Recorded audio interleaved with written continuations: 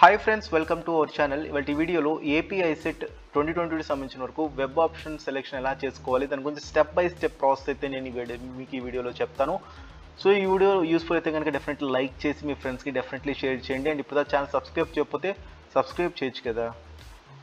And ఈ వీడియోని skip చేసుకోకుండా చూడండి. స్కిప్ చేస్తూ చూస్తే కనుక మీకు ఎక్కడ అర్థం కాదు. సో ఇన్ కేస్ మీకు ఇక్కడే అర్థం కాకపోతే కనుక రేపు అఫీషియల్గా లైవ్ వెబ్ ఆప్షన్స్లో ఏంటంటే మీరు కన్ఫ్యూజ్ అవుతూ ఉంటారు. సో ఖచ్చితంగా ఈ వీడియోని జాగ్రత్తగా చూడండి. అండ్ చాలామంది అయితే నన్ను అడగడం జరిగింది వెబ్ ఆప్షన్స్ డెమో వీడియో కూడా చేయండి అని చెప్పేసి. దాని గురించి ఈ వీడియో అయితే మీకు నేను చేస్తున్నాను. సో ఖచ్చితంగా స్కిప్ చేయకుండా చూస్తే కనుక డెఫినెట్లీ మీకు ఒక క్లారిటీ అయితే వస్తుంది.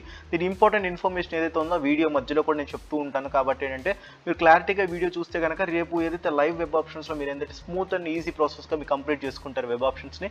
ఖచ్చితంగా ఈ వీడియోని లాస్ట్ వరకు చూడండి. అండ్ ఈ వీడియో చూసిన తర్వాత మీరు ఎక్స్ట్రా ఏ వీడియో చూడాల్సిన పని కూడా ఏమి ఉండదు. సో ఎందుకంటే క్లారిటీ ఇన్ఫర్మేషన్ అయితే ఈ వీడియోలో ఇస్తాను. సో ఫస్ట్ అండ్ ఫార్మోస్ట్ మీకు అఫీషియల్ వెబ్సైట్ విజిట్ అవ్వగానే మీకు అక్కడ ఒక లింక్ అయితే మీకు ఇవ్వడం జరుగుతుంది, వెబ్ ఆప్షన్స్ అని చెప్పేసి. మనం ఇక్కడ చూసుకున్నట్లయితే ఏదైతే మనకి వెబ్ ఆప్షన్స్ డేట్స్ చూసుకుంటే 14th అక్టోబర్ నుంచి 16th అక్టోబర్ అని అయితే ఇవ్వడం జరిగింది. సో ఈ డేట్స్లో మనకి ఏంటంటే ఈ వెబ్ ఆప్షన్స్ అయితే మనం ఎనేబుల్ అవుతాయి. సో మనం ఏంటంటే వెబ్ ఆప్షన్ సెలెక్షన్ చేసుకోవచ్చు.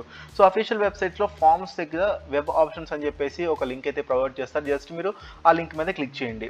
సో ఆ లింక్ మీద క్లిక్ చేసిన తర్వాత మీకైతే ఇలా ఒక పేజ్ అనేది ఓపెన్ అవుతుంది. సో ఇక్కడ మీరు గమనించినట్టయితే ఇక్కడ మీ యొక్క హాల్ టికెట్ నెంబరు, ఇక్కడ మీ యొక్క డేట్ ఆఫ్ బర్త్, ఇక్కడ ఏదైతే కనిపిస్తున్న క్యాప్చా ఉంది కదా, ఈ క్యాప్చా ఇన్ కేసు క్యాప్చా కనిపించకపోతే జస్ట్ ఇక్కడ కనిపిస్తున్న రీఫ్రెష్ బటన్ మీద మీరు క్లిక్ చేసి ఆ క్యాప్చాని మీరు ఏంటంటే రిఫ్రెష్ చేసుకోవచ్చు. అక్కడ కనిపించింది మళ్ళీ ఇక్కడ ఇన్ కేసు ఇక్కడ మీకు ఆల్రెడీ నోట్ పాయింట్స్ అయితే మెన్షన్ చేశారు కదా. సో ఈ నోట్ పాయింట్స్ గురించి ఇప్పుడు నేను డిస్కస్ చేస్తాను. సో ఇక్కడ ఫస్ట్ పాయింట్ చూసుకున్నట్టయితే ఏదైతే మీరు డైరెక్ట్గా వెబ్ ఆప్షన్స్కి వెళ్ళే ముందు ఒకసారి ప్రింట్ యువర్ అప్లికేషన్ ఫామ్ని ఒకసారి చెక్ చేసుకోండి అంటున్నారు. అండ్ సెకండ్ పాయింట్ చూసుకున్నట్టయితే candidate save the web options and revisit web options page to add are modify the options to change the order of sequence before the last date. మీరు before the last date వరకు మీరు add కానీ modify కానీ ఏదైతే options మీరు చేసుకోవచ్చు అని చెప్పి సెకండ్ పాయింట్. అండ్ థర్డ్ చూసుకున్నట్టయితే data once freezed will not be given for edit under any circumstances అని చెప్పి అంటున్నారు.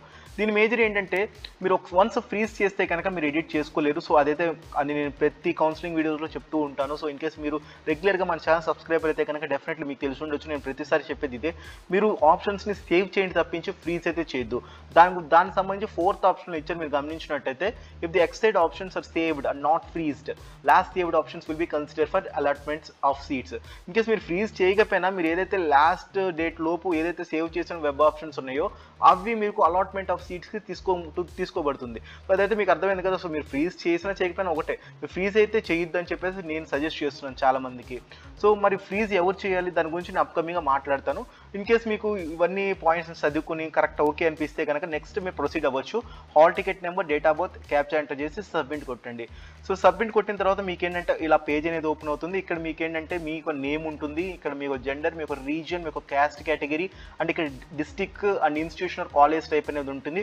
దాని కింద చూసుకున్నట్టయితే మనకి ఇక్కడ వైలెట్ కలర్లో చూసుకున్నట్టయితే కాలేజెస్ లిస్ట్ ఉంటుంది. సో ఇక్కడ మీకు కాలేజ్ సంబంధించిన ఏదైతే branch code, college name, district code ఉంటుంది. దాని రైట్ సైడ్నే మనకి ఏంటంటే సెలెక్షన్ ఆప్షన్స్ ఉంటాయి. సో ఇది ఇక్కడ ఏంటంటే మీరు సెలెక్ట్ చేసుకున్న ఆప్షన్ మీకు ఇక్కడ కనిపిస్తుంది. అండ్ దీనిపైన ఇక్కడ గమనించినట్టయితే ఆరెంజ్ కలర్లో యూనివర్సిటీస్, ఏదైతే వైట్ కలర్లో ప్రైవేట్ అండ్ గ్రీన్ కలర్లో యూనివర్సిటీ, కాలేజ్, సెల్ఫ్ ఫైనాన్స్ అయితే దానికి సంబంధించిన డీటెయిల్స్ ఉన్నాయి. దాని కింద నార్మల్గా up, down, action, district code అని చెప్పేసి ఇవన్నీ ఉన్నాయి. ఇక్కడ మీరు గమనిస్తే ఇక్కడ కొన్ని బటన్స్ ఉన్నాయి, save and print, freeze options, close. ఇవన్నీ నేను ఒక డెమో ప్రాసెస్లో ఉన్నప్పుడు చెప్తాను క్లారిటీగా, అప్పుడు మీకు ఒక క్లారిటీ అయితే అర్థమవుతుంది. మీకైతే ఒక పేజ్ అనేది ఇలా అయితే ఓపెన్ అవుతుంది. మీకు అర్థమైంది అనుకుంటాను. సో ఇప్పుడు మీరు చూసుకున్నట్టయితే ఇక్కడ మీకు ఇందాక ఆప్షన్స్లో మీరు ఇక్కడ గమనించినట్టయితే డిస్టిక్, ఇన్స్టిట్యూషన్లో ఇక్కడ ఆల్ అని చెప్పి సెలెక్ట్ చేసుకుంది. సో ఇక్కడ మీరు ఏంటంటే మీకు ఇష్టం వచ్చినట్టు ఏదైనా డిస్టిక్ కూడా సెలెక్ట్ చేసుకోవచ్చు. రిమైనింగ్ ఇక్కడ మీరు ఇక్కడ గమనించినట్టయితే ఏదైనా డిస్టిక్ సెలెక్ట్ చేసుకోవచ్చు. ఇక్కడ మీరు అది అలాగే ఇక్కడ మీరు సెలెక్ట్ చేసుకున్న డిస్టిక్ సంబంధించిన కాలేజెస్ లిస్ట్ వస్తుంది ఇక్కడ. సో అక్కడ పక్కనే కనిపిస్తుంది కదా ఇన్స్టిట్యూషన్ ఆఫ్ కాలేజ్ అని చెప్పేసి మీరు, సో అది కూడా మీరు సెలెక్ట్ చేసుకోవచ్చు. ఇక్కడ మీరు గమనించినట్టయితే university colleges, private colleges, university colleges, self finance సంబంధించిన వస్తాయి. లేదంటే మీరు ఆల్ అని చెప్పి పెట్టేసుకోవచ్చు. డిస్టిక్ ఆల్ అని పెట్టచ్చు, ఇన్స్టిట్యూషన్ ఆల్ అని పెడితే వేరియస్ కాలేజెస్ అన్ని డిస్ట్రిక్ట్కి సంబంధించిన కాలేజెస్, అన్ని type of institution or college types సంబంధించిన కాలేజెస్ అన్నీ వస్తాయి ఇక్కడ. సో అన్నీ ఇక్కడ మీకు కనిపిస్తాయి.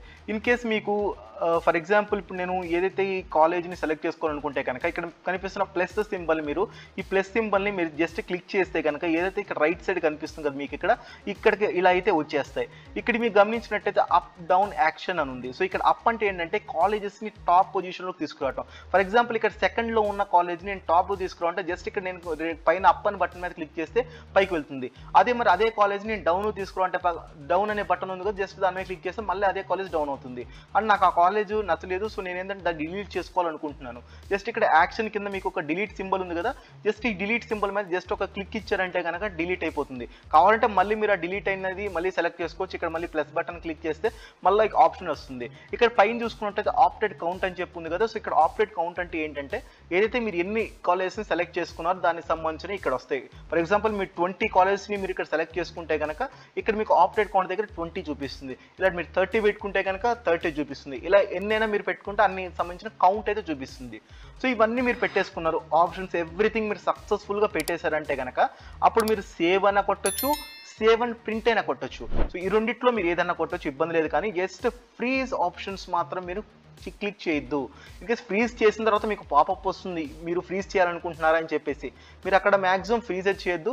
సో మరి ఫ్రీజ్ ఎవరు చేయాలి అని గురించి చూసుకున్నట్టయితే మనకి ఎవరైతే నేను పెట్టిన ఆప్షన్స్ నేను మాడిఫై కానీ ఎడిట్ కానీ ఏది చేయను అనుకునే వాళ్ళు మాత్రం ఫ్రీజ్ చేయండి. సో అట్లాంటి వాళ్ళకు కూడా నేను సజెస్ట్ చేసేది ఏంటంటే మీరు ఫ్రీజ్ చేయొద్దు.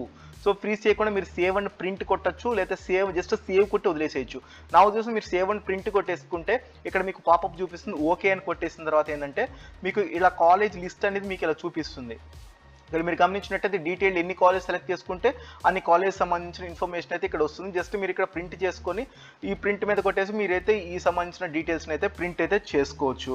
సో ఇది ఫ్రెండ్స్, ఇలా అయితే ప్రాసెస్ ఉంటుంది. మీకు అర్థమైంది అనుకుంటున్నాను. సో సింపుల్ ప్రాసెస్ ఉంటుంది.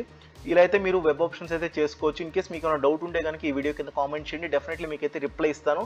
అండ్ ఇన్ కేస్ ఈ వీడియో కనుక యూస్ఫుల్ అయితే లైక్ చేసి మీ ఫ్రెండ్స్కి డెఫినెట్లీ షేర్ చేయండి. ఎలా చేయాలో ప్రాసెస్ కంప్లీట్గా చెప్పున్నాను. సో ఇలా అయితే మీరు ప్రొసీడ్ అయితే అవ్వండి friends. Thank you for watching. జై హింద్, వందే మాతరం.